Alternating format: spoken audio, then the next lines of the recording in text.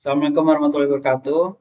Sebelumnya, kami akan mempresentasikan mengenai progres yang telah kami selesaikan. Jadi, sebelumnya izin perkenalkan diri, nama saya Fasik Barayatullah.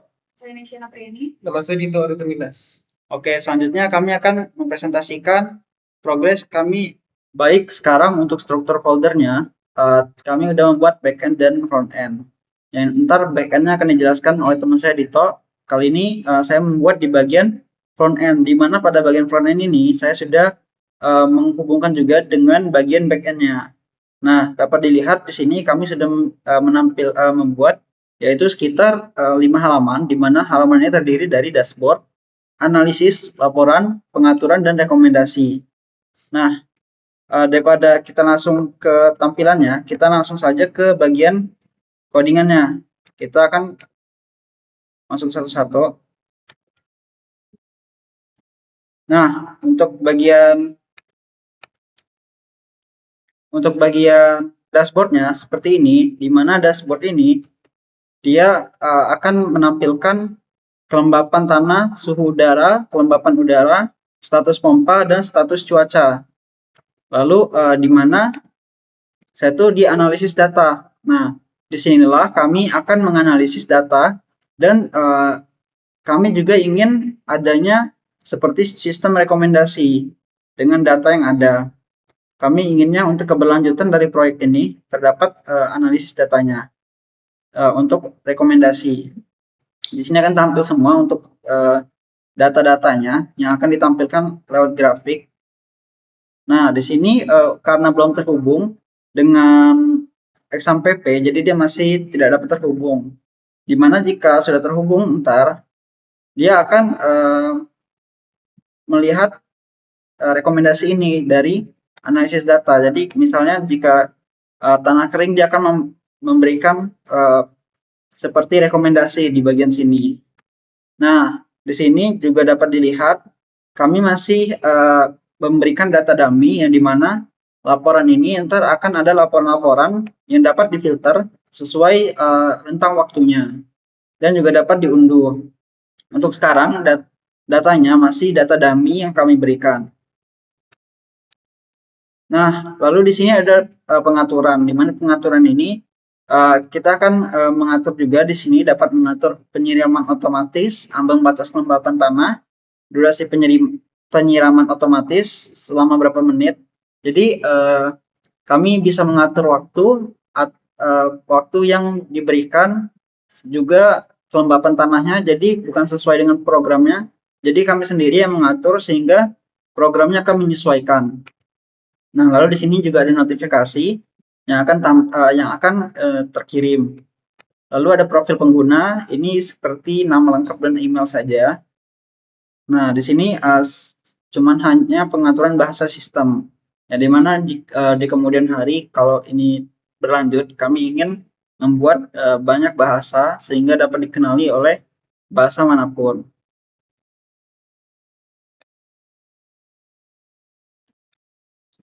Di bagian codingannya sendiri, ini dapat dilihat bahwa beberapa kodenya udah dihubungkan ke bagian backend-nya.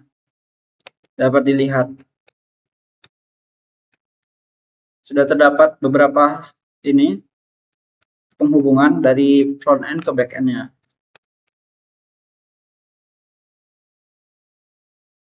Dan juga di halaman rekomendasi. Nah, mungkin selanjutnya untuk penjelasan mengenai back end akan dijelaskan oleh teman saya Dito. Baik, saya Dito Arutaminas. Di sini saya bakal ngelanjutin progres backend. Jadi mana bisa dilihat di sini untuk backend sendiri itu sudah membuat koneksi PHP-nya, terus API receiver, API provider, dan juga API pengaturan. Jadi mana untuk koneksinya sendiri itu untuk koneksi antar dari database ke backend-nya. Lalu untuk API pengaturan tuh untuk pengaturan, untuk provider dan receiver itu untuk dari alatnya. Di sini bisa kita lihat skema database-nya. Di sini ada dua tabel yang udah dibuat, yaitu ada tabel data sensor, yang dimana untuk nama tabelnya itu Smart Agriculture, nama tabel utamanya. Terus ada dua tabel data sensor dan juga tabel pengaturan. Yang dimana untuk data sensor sendiri bisa kita lihat langsung masuk ke codingan untuk query-nya. Nah, di sini untuk tabelnya namanya Smart Agriculture, terus di sini saya sudah create table untuk tabel data sensor. Itu ada ID dengan tipe data integer, auto increment dan juga primary key. Terus waktunya itu timestamp, default current timestamp. Terus suhu udaranya itu tipe data desimal, kelembapan udara desimal, kelembapan tanah desimal, status hujan tuh pakai boolean, hujan atau tidak, status pompa tuh boolean juga, hidup atau mati. Terus di sini ada table untuk tabel pengaturan, ini mana itu ID-nya juga integer dengan primary key, terus ambang batas tanahnya desimal, terus durasi siram menitnya itu juga integer. Dan di sini ada insert into tabel pengaturan, yang dimana dia ngambil dari ID, ambang batas tanah dan juga durasi siram menitnya. Jadi bakalan kebentuk dua tabel untuk Smart Agriculture. Dan juga ini adalah isi dari backend-nya, di mana untuk koneksinya sendiri kita sambungkan ke MySQL. Di sini dengan Dropbox-nya, DB-nya, database-nya itu Smart Agriculture. Dia bakal ngejalanin database-nya. Dan ini untuk tampilan receiver-nya, dia bakal ngecek untuk suhu udara, kelembapan tanah, status pompa, status hujan, gitu-gitunya. Dia bakal ambil dari si insert into tabel data sensor. Jadi dia bakalan ngecek apakah data sensor itu berhasil disimpan atau gagal menyimpan data. Dan juga bakalan ada kondisi di mana parameternya itu nggak lengkap. Jadi dia bakal error. Nah, untuk API provider, dia pertama itu include ke koneksi PHP, yang dimana dia bakal ngambil dari si database koneksi PHP-nya. Lalu di sini ada kondisi di mana kita select untuk ke tabel data sensor, kita ngambil data-datanya, dan juga kalau misalkan itu tidak terjadi, dia bakalan ngambil ke yang bawahnya, ini mana pakai limit 1. Nah, kalau misalkan nggak ada datanya, array-nya bakalan kosong. Nah, yang terakhir di sini ada di API pengaturan, yang dimana dia bakalan ngecek dari apakah sukses untuk ambang batas tanah, durasi siram menitnya, apakah sukses atau tidak. Untuk backend itu sudah dibuat, jadi udah ada 4 tampilan backend dan juga query untuk database-nya. Untuk selanjutnya, itu akan dijelaskan oleh bagian hardware. Selanjutnya saya akan menjelaskan alat dan bahan yang digunakan, di mana di sini alat dan bahan yang kami gunakan itu ada range sensor, kemudian terdapat DHT22 untuk mengukur suhu dan kelembapannya.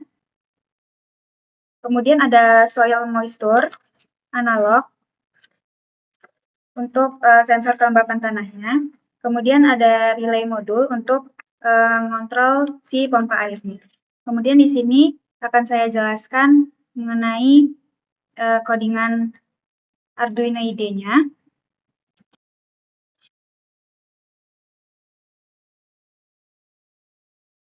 Di mana di sini terdapat baris kedua terdapat include ESP8266 Wi-Fi untuk memasukkan library menghubungkan ESP8266 ke Wi-Fi-nya. Kemudian terdapat library untuk melakukan HTTP GET POST ke server pada baris ketiga. Kemudian terdapat baris keempat untuk membuat klien HTTP yang digunakan oleh HTTP client. Kemudian ada include DHT-H untuk membaca sensor suhu dan kelembapan DHT-nya. Kemudian ada pengaturan baris ke-8 sampai ke-10 ini untuk pengaturan Wi-Fi dan server, di mana baris ke-8 ini untuk mendefinisikan nama Wi-Fi yang digunakan pada ISP-nya. Kemudian baris ke-9 di sini untuk mendefinisikan password Wi-Fi. Kemudian ada baris ke-10 untuk alamat server tujuan PHP yang menerima data GET-nya. Kemudian di sini ada pengaturan pin komponen, di mana sensor DHT ini bakal dihubungin ke pin digital 1 pada ESP8266. Kemudian tipe sensor DHT22 ini, dia bakal nentuin tipe sensor adalah DHT22, kemudian ada pin soil sensor yang terhubung ke pin analog A0, kemudian ada pin untuk sensor hujan yang terhubung ke pin digital 2 pada ISP8266, kemudian ada pin relay D3, yaitu untuk menghubungkan relay pompa air yang terhubung ke pin digital 3. Kemudian ada pengaturan logika di mana di sini terdapat const in batas keringnya 35, yaitu batas persen kelembapan tanah yang dianggap kering. Kemudian di sini ada baris kedua-dua itu merupakan nilai analog soil ketika benar-benar kering, di sini 1023. Kemudian ini ketika nilai analog soil ketika sangat basah itu diatur di 300. Kemudian ada inisialisasi sensor DHT, di mana di sini baris ke-26 itu untuk membuat objek sensor DHT dengan pin dan tipe sensor. Kemudian di sini ada fungsi setup untuk fungsi yang dijalankan sekali di awal. Kemudian di sini serial begin, yaitu adalah baud rate-nya, yaitu 115.200. Kemudian di sini untuk menampilkan pesan awal yaitu sistem smart agriculture dijalankan. Kemudian di sini untuk mengatur mode pin mode pin range sensor input, yaitu mengatur sensor hujan sebagai input. Kemudian di sini relaynya sebagai output, dan di sini bakal digital write, yaitu memastikan relay pompa mati saat start. Kemudian di sini ada DHT begin untuk memulai sensor DHT. Kemudian di sini ada menghubungkan ke Wi-Fi, di mana di sini ada serial pin untuk tampilkan proses koneksi Wi-Fi-nya. Kemudian di sini bakal nampilin nama Wi-Fi yang digunakan. Kemudian pada baris ke-42 di sini, ISP mulai mencoba terhubung ke Wi-Fi. Kemudian di sini ada loop sampai ISP benar-benar terhubung, menampilkan titik setiap 0,5 detik, yaitu 500. Kemudian di sini terdapat pesan sukses tersambung, yaitu berhasil terhubung ke Wi-Fi.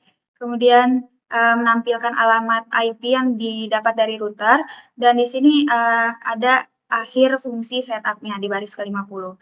Kemudian ada fungsi loop, di mana void loop di sini program utama yang berjalan berulang-ulang. Kemudian di sini bakal membaca sensor, di mana flash suhu di sini bakal membaca suhu dan membaca kelembapan udara.